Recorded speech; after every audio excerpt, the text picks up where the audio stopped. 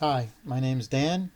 I like to talk about current events, and right now, I'd like to talk about the coronavirus and the murder of George Floyd. I have a couple of questions that I'd like to have answered. If anybody wants to comment and give me an answer, I'd appreciate it. I am a conspiracy theorist, so when you listen to this, you know, you can take it with a grain of salt.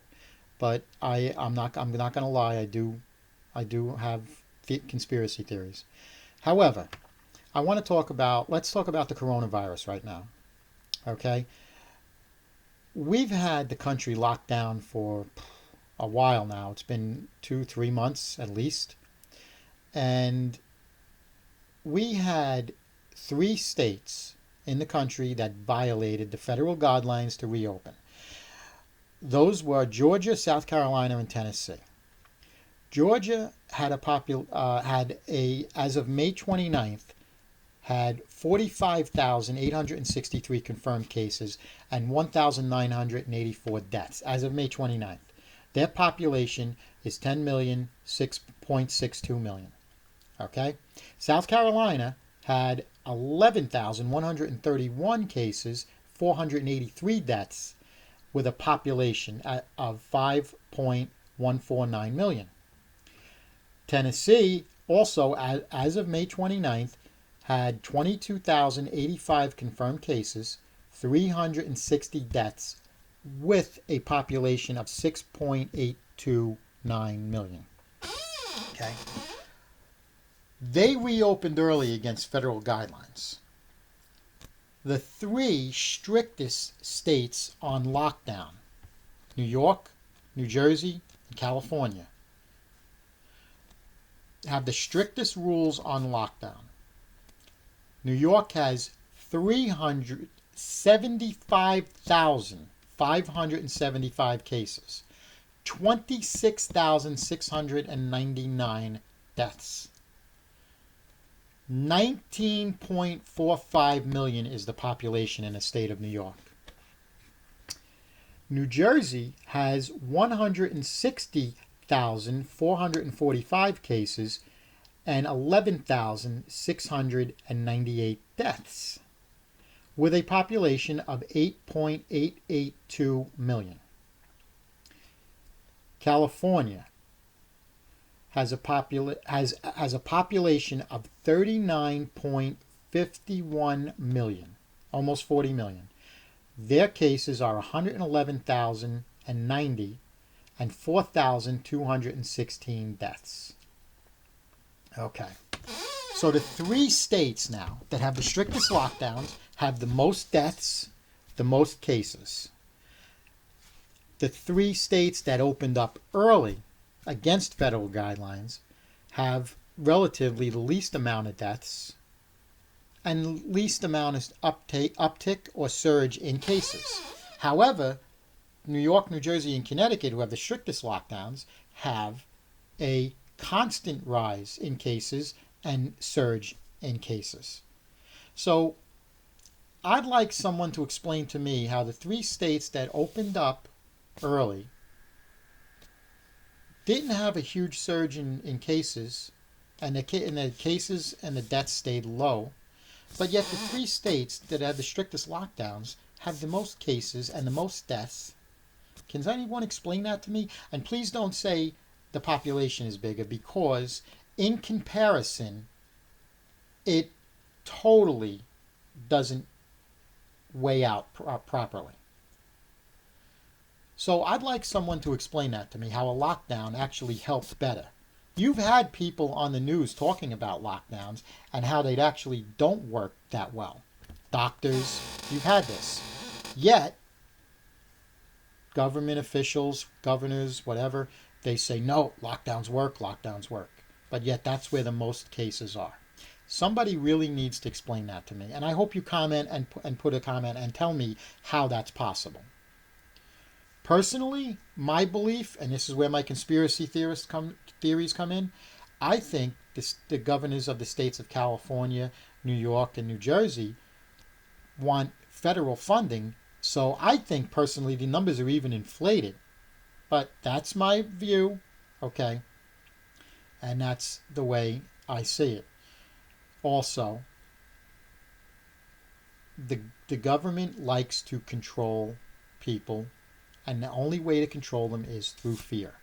You cannot control large groups of people. And I'm not talking about 100, I'm talking about 100,000 people. You cannot control 100,000 people without fear. That's the only way to control them. Okay, whether it's whether it's by a dictator or media exaggerating a lot of things. Okay, if you saw my previous video, you'll know what I'm talking about. Um, I whatever, it is what it is. But I'd like an answer to that question. The second thing I wanted to talk about was the rioting during the George Floyd murder. Okay, this is another thing that I think is insane. People who are looting now are not doing it because they're upset about the George Floyd murder. They're Most of these people rioting, at least I think, have a propensity towards violence and the advantage of and take advantage of the situation, like the murder of George Floyd. They use the opportunity to be destructive and thieving, and even some try and hurt innocent people. Now, my personal belief is, before I say that, I want to say one thing. I have no clue what it's like to be black in the United States of America today. I have no idea. I don't want to say anything against anybody. I know the history of the United States and what happened, but I don't know what it's like to be black. However, that being said, now, black or white, there are people rioting. Doesn't really matter about color because it's everybody. But those people don't know George Floyd who were rioting at all. They don't know the guy from Adam. But they're out there throwing bricks, and other people are saying, well, they're expressing their rage and they're upset. You know, no, they're not.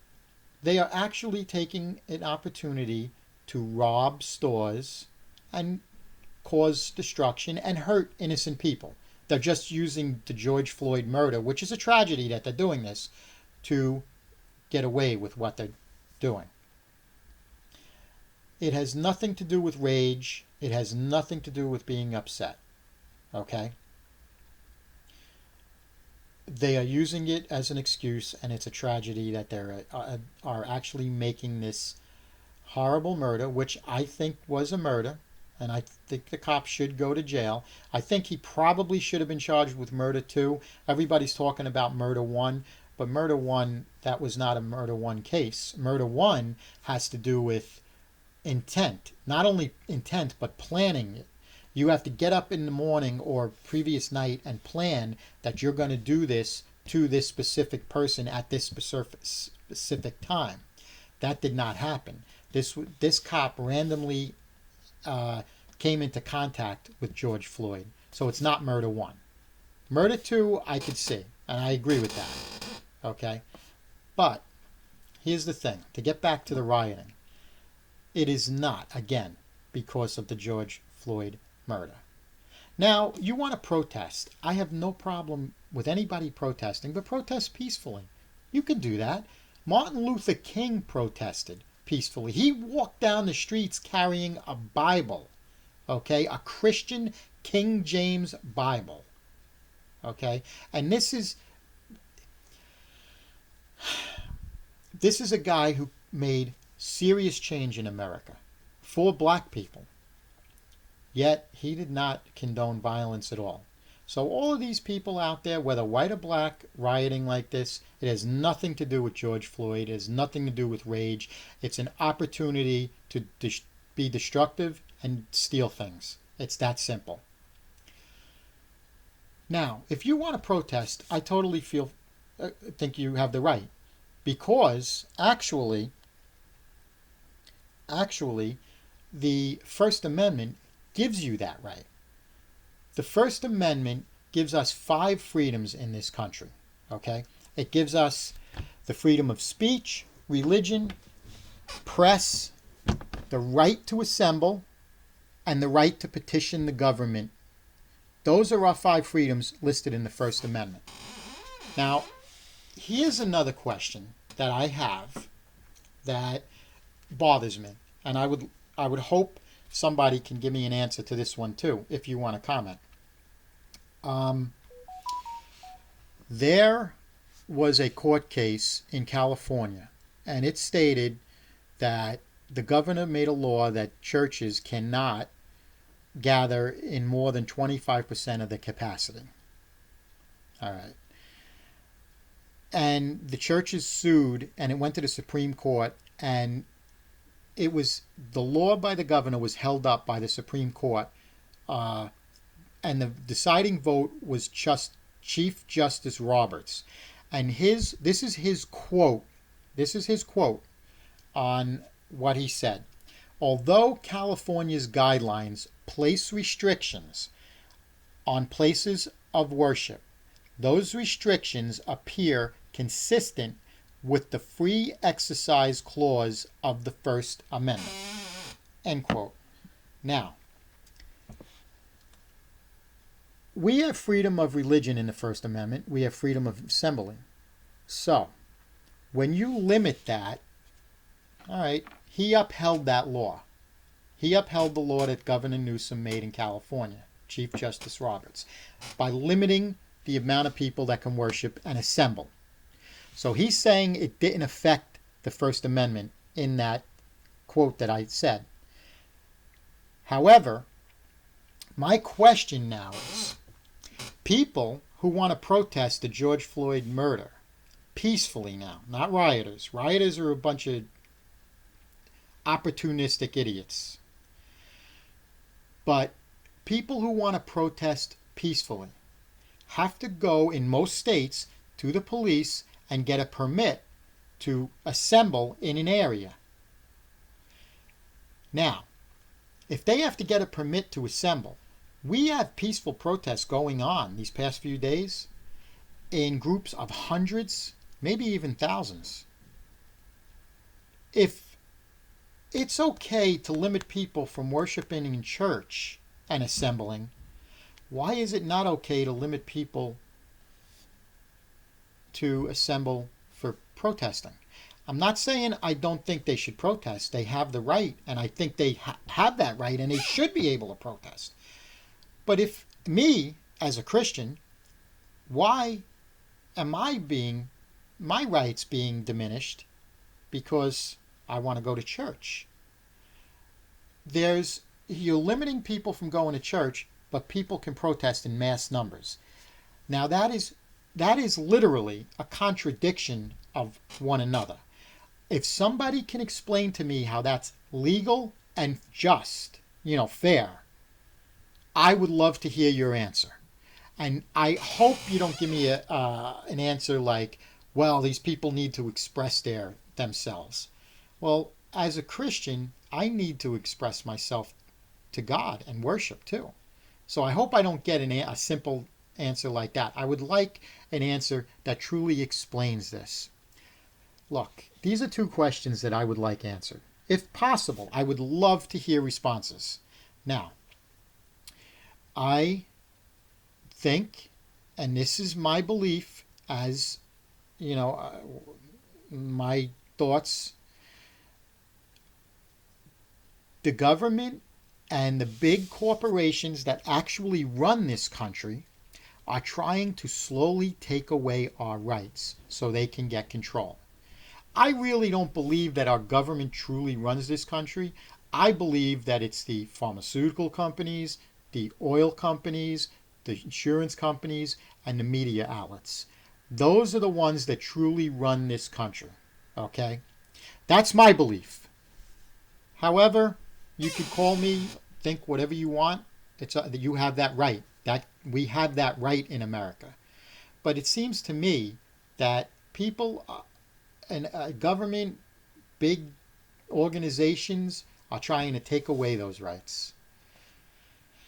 Anyway, This was my video this time. I hope I can get two answers to those two questions that I posed to everybody. Um, I look forward to getting responses, and that's it for this time. Thank you.